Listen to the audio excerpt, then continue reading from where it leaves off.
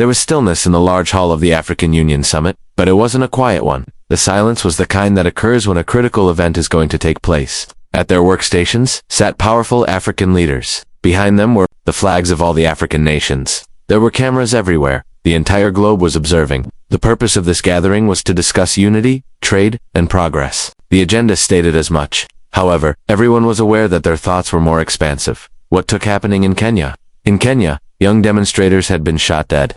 They had no weapons. They weren't inciting conflict. All they were asking for was a better future. They were mostly students. Some were young people without jobs. They came out and said, "We want change." However, they were met with gunshots rather than answers. Many African politicians remained silent. A few were terrified. Others choose to remain silent in order to avoid upsetting President William Ruto of Kenya. One man, however, spoke without fear. That man was Burkina Faso's leader, Captain Ibrahim Traoré. Traoré is one of Africa's youngest leaders at just 36 years old. He speaks boldly and proudly dons his military gear. He is not a game man. He speaks honestly when he speaks. The cameras shifted to him as the moderator shouted his name. Slowly, Traoré rose, made his way to the podium, and surveyed the room. He hesitated. He gave each leader his full attention. Then he started, "Come here today, as a young African, not just as a president," he remarked. "I'm exhausted, just like millions of people on our continent. I'm fed up with our leaders disregarding the people's cries." The throng was murmuring lightly. A few leaders moved around in their seats. Traoré went on, "In Kenya, young people marched peacefully. They did not attack anyone. They only wanted answers. But they were killed, murdered. And what did we, the African Union, say? Nothing at all." It was tense in the room now. Traoré's voice was strong despite its lack of volume. You sensed that what he was saying was true. The anguish was palpable. "We claim to be passionate about democracy. However, what type of democracy punishes young people for raising questions?" he inquired. "We are complicit in the crime if we remain silent." A few cameras focused on African leaders' faces. Some appeared uneasy. Some did not look at each other. A few reclined in their chairs. Traoré, however, continued. "I demand a thorough, transparent, and global inquiry into the violence in Kenya," he said. "We need to know who ordered the shooting. We need to know who fired the shot. We need to understand why young Africans are viewed as adversaries within their own nation." He hesitated once more. There was still no sound in the hall. Ruto or any other president who is responsible for this has to answer for it. Protecting one another is not our purpose. Our purpose is to keep our people safe. Everything changed at that point. There had been silence in the room, but now there was electricity. It was felt by all, but many leaders were too scared to do. Traoré had just done. One of their own had been summoned out by him. He had advocated for justice rather than power. Instantly, the viewers on television and the internet began to respond. Hashtags like Jinhal Traspikstruth and hashtag Justice for Kenyan Youth swept social media. The same phrase began to be spoken by people all over Africa. At last, there is no fear. Traoré's speech was brief. He didn't have to. Each statement was powerful. Every phrase was understandable. After he was done, he glanced around the room, again, nodded, and strolled back to his seat in a composed manner. However, the ensuing quiet was different from the previous one. It was the shock-induced quiet this time. The stillness that results from someone speaking the truth and leaving others unsure about how to respond. While some leaders merely gazed straight ahead, others spoke softly. No one moved for several long seconds. No one said anything. The moderator paused as well. Traoré had clearly rocked the African Union to its foundation. It was a moment of great impact for African youth. People sat transfixed to their screens in hamlet homes and on city corners. They witnessed a youthful leader who dared to question the status quo. While the blood of African youth was still fresh on the streets, they witnessed a guy who would not keep quiet. Traoré has already gained a large following among African youth. They admired his firm stance against foreign domination. They admired his bravery in standing up for his nation's independence. Now, however, he had done something even more significant. He advocated on behalf of all African kids. Burkina Faso was not the only country he spoke for. Nigeria was represented. By him, he represented Senegal. He spoke on behalf of South Africa, Ghana, Uganda, and yes, even Kenyan youngsters whose opinions were being disregarded by their own government. And one other individual had been keeping a careful eye on things. While the majority of African leaders remained silent, sitting calmly across the room, he was deep in thought. That man was South African President Cyril Ramaphosa. Everyone would be shocked by what he did next. Captain Ibrahim Traoré sat down, but the stillness hung heavy in the room. His audacious remarks lingered in the atmosphere. Many leaders were taken aback. A few were anxious. Others appeared uncertain. Nobody anticipated that a young president would openly criticize the system, much less in front of the whole African Union.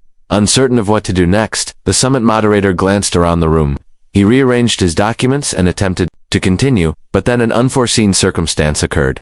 Cyril Ramaphosa got to his feet. one of the most influential voices on the continent, the president of South Africa, reluctantly got up from his chair. His expression was solemn but composed. He buttoned his jacket and straightened his suit. Then he went directly to the podium without a word. Everybody looked at him. While some leaders muttered, others leaned in.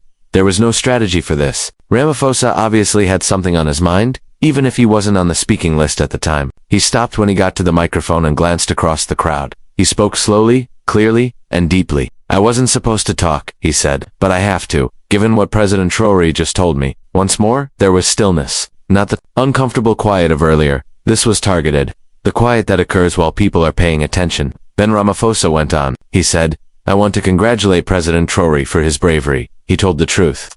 Millions of young Africans are watching us right now, and he spoke from the heart. He stopped and surveyed the space. He stated unequivocally that what transpired in Kenya cannot be disregarded. Young individuals lost their lives, those without firearms. Individuals who were merely speaking. Democracy is not like that. It's a tragedy. A couple of leaders cast downward glances. Some people averted their gaze. The reality was unsettling. As leaders, we cannot ignore injustice when it occurs. Then Ramaphosa went on.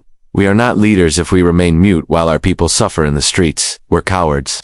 His tone was calm, but his remarks were forceful. He wasn't shouting. Number 2. One was being attacked by him. However, each sentence was significant. "Let me clarify," he stated. "The demand for an impartial inquiry into the events in Kenya is supported by South Africa." The room went cold. It was a big one. The nation of South Africa was not small. It was not an observer from a distance. On the African stage, it was enormous. That giant was now supporting Traoré. Ramaphosa went on to say that if there is proof that state power was used to silence nonviolent voices, then everyone involved, regardless of identity, must answer for their actions. Tension was now present. Faces were captured on camera. Updates were typed rapidly by journalists in the back. Kenya was no longer the only issue here. This was turning into a turning point for African leadership. Ramaphosa leaned in again, after taking a little step back from the microphone. "This has nothing to do with disparaging a fellow president. This is about protecting the principles we claim to uphold," he remarked. "Human rights, democracy, and justice." He swiveled slightly and glanced in the Kenyan delegation's direction.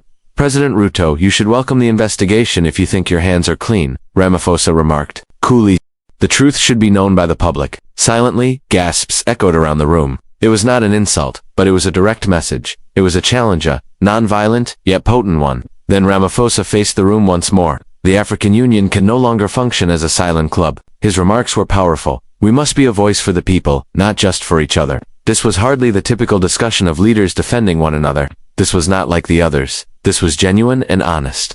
He started to wrap up. His remarks, "We don't deserve the seats we sit on if we are afraid of the truth," he remarked. Finally, he clarified his point with a single sentence.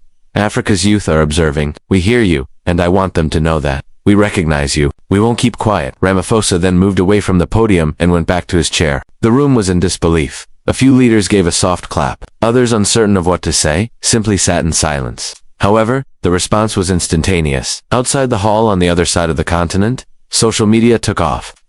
Remarks were reposted by millions of young Africans. Videos, hashtags, quotes, and memes began to proliferate online. The hashtags #OReformNow, #Cyril Ramaphosa, and #Justice for Kenyan Youth were trending hourly. Young people in South Africa applauded the remarks made by their president. Ramaphosa's detractors acknowledged that he had accomplished something significant. The internet was loud in Kenya, but the streets were silent. For the first time, many young Kenyans felt appreciated. Some people sobbed as they watched the video. Others, feeling more optimistic, started organizing once more. This time was more significant to many Africans than Kenya. It was about the dream of a new Africa, about leadership, and about justice. And something had changed in that room, because people were taken aback when Traoré talked. However, people recognized that there was more than one voice when Ramaphosa stood up for him. It was the start of something more significant. There was a prolonged period of silence in the chamber after President Cyril Ramaphosa took his seat. Again, there was more than simply silence now. It was anticipation, anxiety, and insight. A significant event had just occurred, and nobody was entirely sure how to proceed. The summit's entire tone had been altered by two speeches. Initially, Traoré had talked with frankness and intense rage. Then, with cool authority and unwavering clarity, Ramaphosa followed. Together, they had demanded accountability for one of their own, something that many people in that room had never dared to say out loud. It was an uncommon occasion. Long speeches, courteous greetings, and formal language were common features of African Union summits. Typically, leaders steered clear of controversy. The majority of the conversations were rehearsed, guarded, and cautious. All of that, however, had now been broken. Inside the African Union Hall, the mood had changed. There were representatives who appeared clearly shaken. Some removed their headsets and muttered anxiously to one another. Others sat still, covering their faces to conceal their misery. A silent discussion started at the high table where the members of the African Union Commission were seated. A few authorities leaned close to one another and muttered to one another. This was not what they had anticipated. The response was not pre-written, it took the leadership by surprise. A senior bureaucrat hastily scrawled something on a notepad. Another tapped on a tablet, probably to see if there was any legal wording that might be included in a statement.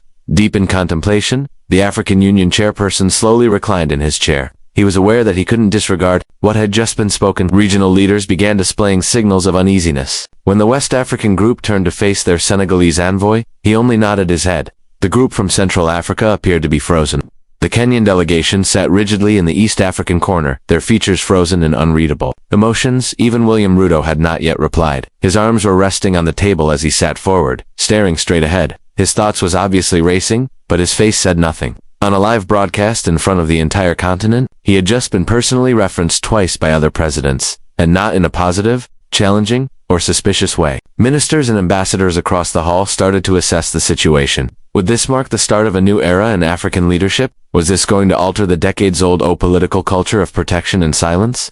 Since the message wasn't limited to Kenya, many people thought it might. Even the protests weren't the only thing at stake. There was more to it. It has to do with accountability. It had to do with leaders no longer shielding one another merely because they shared a title. It also dealt with the unsettling reality that some African leaders had grown too accustomed to their positions of authority and too disconnected from the populace. Do we support the investigation? The Namibian president asked softly, leaning toward his advisor a few seats away. The advisor paused. We may have to. It could be worse to remain silent. The Ghanaian president tapped a pen on the table across the room. He was thinking deeply and admired Ramaphosa. Although he was impressed by Traoré's bravery, he wasn't sure if the moment was appropriate to speak. Africa's politics were complicated. The lines were not clear. It was Kenya today. Any of them may happen tomorrow. Someone said, maybe it's time that rule broke. Another North African leader leaned back and muttered, they just broke the old rule. You don't call out a sitting president during a live summit. At last, the chairwoman at the top table leaned into the microphone. We have heard two strong statements this morning. The African Union Commission will take note and examine the request made by President Traoré and supported by President Ramaphosa. We urge all member states to remain calm and constructive as we move forward. It was a cautious, safe response, but it didn't have the same impact as the previous speeches. In a room that had just tasted something new, it sounded like archaic language. Speakers from smaller countries took the stage later in the event, although few of them were as audacious. The air in the room was still heavy with the memories of the earlier events, even though the subject had moved to agriculture, then climate, and finally trade. Even those who did not speak were considering it. Leaders moved into the private room for the subsequent break. Usually there was light conversation, laughter, and drinks in the room.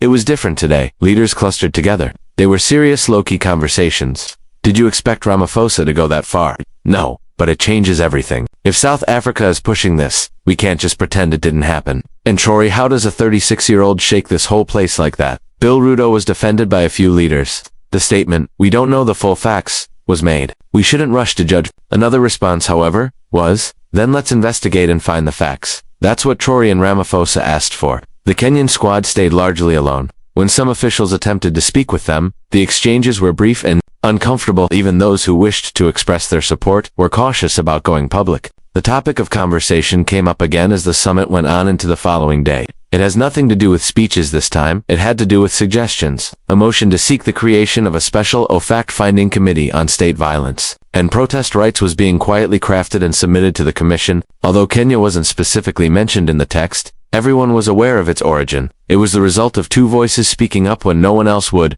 Traoré and Ramaphosa. There were still those leaders who hoped the problem would go away. They desired a return to normalcy. Others, however, realized that normal was no longer sufficient. Something unusual had recently happened to the African Union, something that came from bravery rather than diplomacy. Furthermore, the majority of those leaders were not considering commerce, security, or growth as they exited the summit hall that evening. They were considering their response in the event that their nation's citizens rose up as well. And they were considering their response in case the next Cyril Ramaphosa or Ibrahim Traoré stood up and gave them a direct look, since they were now aware that the stillness had been broken.